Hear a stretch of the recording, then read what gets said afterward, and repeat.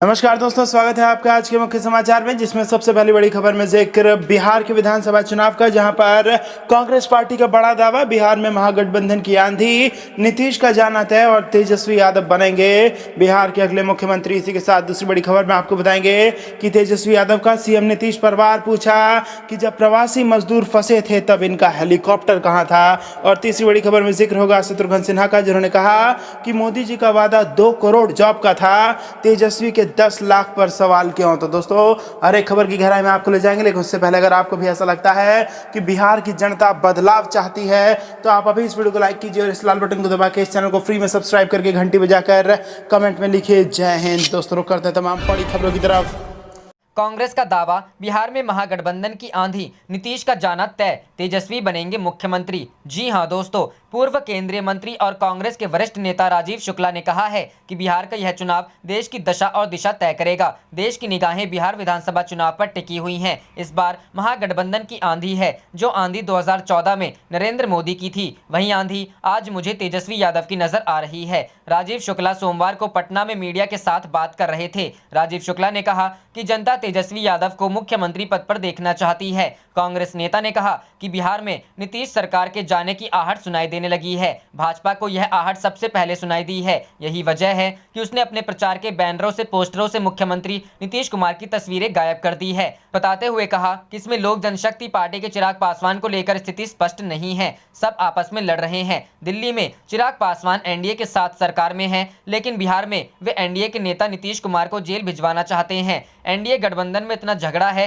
कि समझ में नहीं आ रहा है कि कौन किसके साथ है और कौन किसके खिलाफ। कांग्रेस, जिसे 125 साल सत्ता में रहने अनुभव है, वह सरकार में रहकर अपने अनुभवों से सरकार की मदद करेगी और राज्य के विकास में सहभागी बनेगी। उन्होंने कहा कि दूसरा पक्ष यह भी है कि कोरोना काल में जब पूरे देश में लॉकडाउन लगा, उस वक्त मैंने अपनी आंखों से देखा है कि लाखों श्रमिक रात दिन की परवाह किए बगैर बच्चों की उंगलियां पकड़े बिहार की ओर बढ़ रहे थे। देश की और बिहार की सरकार का अमानवीय चेहरा लॉकडाउन के दौरान देश के लोगों ने देखा है। रुख करते हैं अगली खबर की तरफ। तेजस्वी यादव का सीएम नीतीश पर वार, पूछा जब प्रवासी मजदूर फंसे थे तब इनका हेलीकॉप्टर कहां था। जी हां दोस्तों, बिहार में इस वक्त चुनाव प्रचार जोर शोर से चल रहा है। राजद नेता तेजस्वी यादव आजकल एक दिन में दर्जनों रैलियां कर रहे हैं। इसी कड़ी में सोमवार को तेजस्वी यादव रोहतास जिले के डिहरी विधानसभा क्षेत्र में प्रचार करने पहुंचे। इस दौरान उन्होंने लोगों को संबोधित करते हुए कहा कि जब लालू यादव का राज था तब गरीब सीना तान के बाबू साहब के सामने चला करते थे। राज्य में जब हमारी सरकार आएगी तो हम सब लोगों को साथ लेकर चलेंगे। जो अपराध करेगा उसे सजा दी जाएगी, जो कर्मचारी काम करेंगे उन्हें सम्मान दिया जाएगा। वहीं सीएम नीतीश कुमार पर निशाना साधते हुए कहा कि नीतीश अब हेलीकॉप्टर में उड़ रहे हैं, लेकिन जब मजदूरों को बुलाना था तो उन्होंने हेलीकॉप्टर नहीं उड़ाया। लॉकडाउन के दौरान नीतीश जी ने कहा कि आप जहां हैं वहीं रहिए। इसके बावजूद नीतीश कुमार को दोबारा सत्ता में लाने से पहले प्रदेश की जनता को कई बार सोचने की जरूरत है। वहीं तेजस्वी यादव के बाबू साहब वाले बयान पर जेडीयू ने राजद नेता को घेरते हुए उस पर ध्रुवीकरण करके वोट लेने का आरोप लगाया है। जेडीयू प्रवक्ता राजीव रंजन ने कहा कि राजद ने रघुवंश प्रसाद का भी अपमान किया था। तेजस्वी लालू की तरह समाज को बांट रहे हैं। बाबू साहब के जरिए उन्होंने ठाकरों को लेकर बयान दिया है, उन्हें लेकर उसकी सोच जगजाहिर है। तेजस्वी यादव ने कहा कि सीएम नीतीश कुमार को एक और मौका क्यों दे। बिहार की जनता, नीतीश सरकार युवाओं को रोजगार देने में पूरी तरह से विफल रही। सीएम गरीबी को मिटाने में नाकाम रहे। नीतीश सरकार के कामकाज पर सवाल खड़ा करते हुए कहा कि हमारी सरकार आने पर हर किसी को मौका दिया जाएगा, सभी को बराबर मौके मिलने चाहिए। रुख करते हैं अगली खबर की तरफ। शत्रुघ्न बोले मोदी जी का वादा 2 करोड़ जॉब का था, तेजस्वी के 10 लाख पर सवाल क्यों। जी हां दोस्तों, बिहार विधानसभा चुनाव को लेकर प्रचार का दौर जोरों पर है। फिल्म अभिनेता और पूर्व सांसद शत्रुघ्न सिन्हा के बेटे लव सिन्हा पटना की बांकीपुर सीट से कांग्रेस के प्रत्याशी के तौर पर मैदान में हैं। अपने बेटे की चुनावी नैया पार लगाने में जुटे शत्रुघ्न सिन्हा कहते हैं कि लव सिन्हा बाहरी नहीं बल्कि बिहारी हैं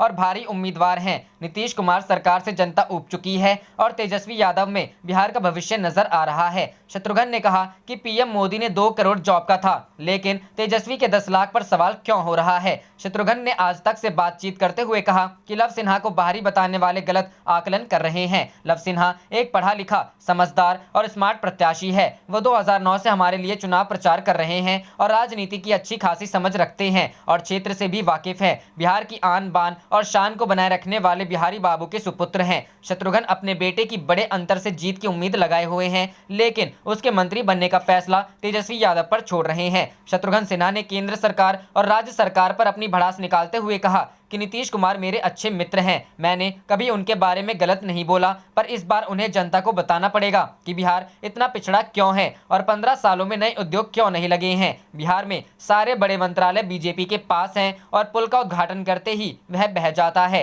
नीतीश कुमार इस बार पूरी तरह से हारने वाले हैं क्योंकि जनता में उनके प्रति बड़ा आक्रोश है। मैं दावे के साथ कह रहा हूं कि इस बार नीतीश और बीजेपी को ईवीएम भी नहीं बचा सकती है।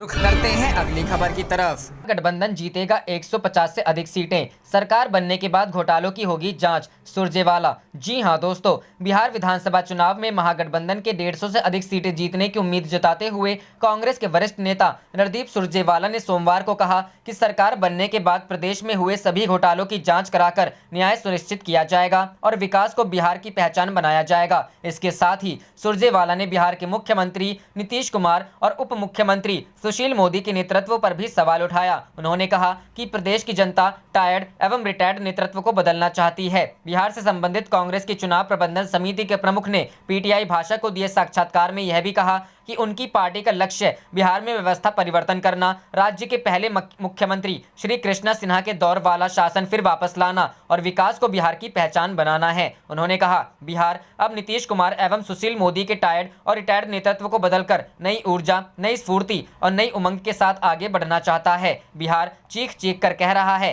कि 15 साल के जुमलों और झूठे वादों से लोग थक चुके हैं, इसलिए महागठबंधन 150 से अधिक सीटें लेकर सरकार बनाएगा। चुनाव बाद महागठबंधन का स्वरूप बदलने और जरूरत पड़ने पर छोटे दलों की मदद लेने की संभावना से जुड़े सवाल पर सुरजेवाला ने कहा, हमें 12 करोड़ बिहार वासियों पर विश्वास है। महागठबंधन 2/3 बहुमत की तरफ बढ़ रहा है और ऐसे में किसी और साथी की जरूरत नहीं होगी। उन्होंने यह भी कहा कि सरकार बनने के बाद बिहार के विकास में सभी जनप्रतिनिधियों का सहयोग लिया जाएगा। यह पूछे जाने पर क्या महागठबंधन की सरकार कथित सृजन घोटाले और भ्रष्टाचार के अन्य आरोपों की जांच कराएगी, तो सुरजेवाला ने कहा, घोटालों की जांच भी होगी और न्याय मिलेगा।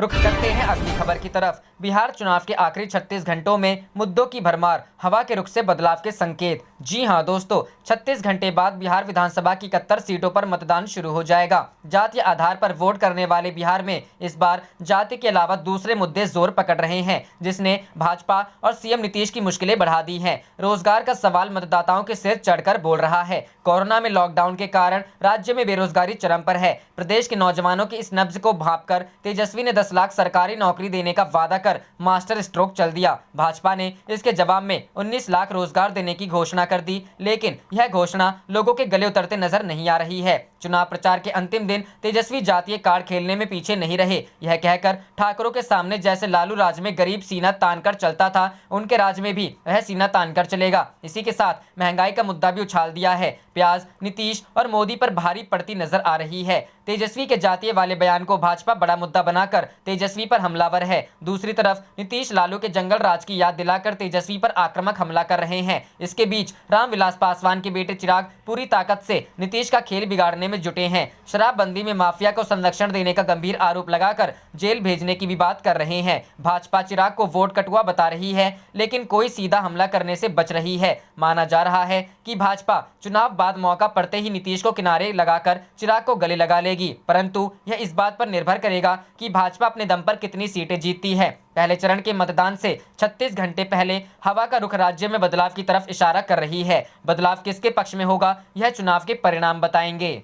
रुख करते हैं अगली खबर की तरफ। सुरजेवाला ने दी जेपी नड्डा को चुनौती, कहा मुद्दों पर डिबेट करना है तो बताइए। जी हां दोस्तों, बिहार विधानसभा चुनाव के लिए सभी पार्टियां एक दूसरे पर आरोप लगाते हुए तीखे हमले कर रही हैं। ऐसे में विजयादशमी के मौके पर पीएम मोदी का पुतला जलाने पर बीजेपी के राष्ट्रीय अध्यक्ष जेपी नड्डा ने कांग्रेस और गांधी परिवार पर हमला किया था। अब इस हमले पर पलटवार करते हुए कांग्रेस के प्रवक्ता रणदीप सिंह सुरजेवाला ने भी जेपी नड्डा को देश के 6 मुद्दे गिनवाते हुए उन पर डिबेट करने की चुनौती दी है। कांग्रेस नेता रणदीप सिंह सुरजेवाला ने कहा है कि आदरणीय नड्डा जी, बिहार चुनाव में हार की बौखलाहट दिखाई दे रही है। आपकी विदाई सुनवाई 10 नवंबर को दिखाई दे रही है। ना भटकाइए, रोजगार, विकास, सुरक्षा, कृषि, शिक्षा, उद्योग के मुद्दों पर आइए, जब डिबेट करना है बताइए। प्रतीक्षा में रणदीप।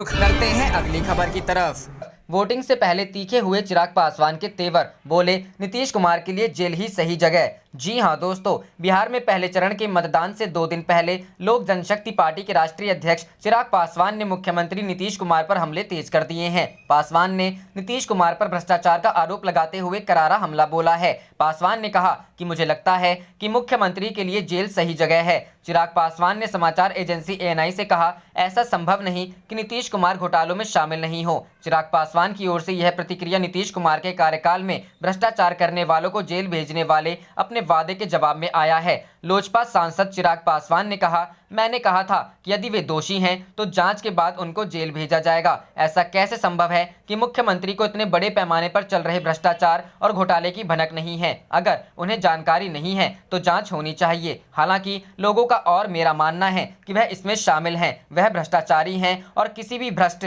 व्यक्ति को जेल भेजना चाहिए। पासवान ने कहा, किसी भी भ्रष्ट नेता को खुलेआम घूमने की इजाजत नहीं होनी चाहिए। नीतीश कुमार के लिए जेल ही सही जगह है। आप देख रहे थे आपका अपना चैनल जय हिंद जय भारत।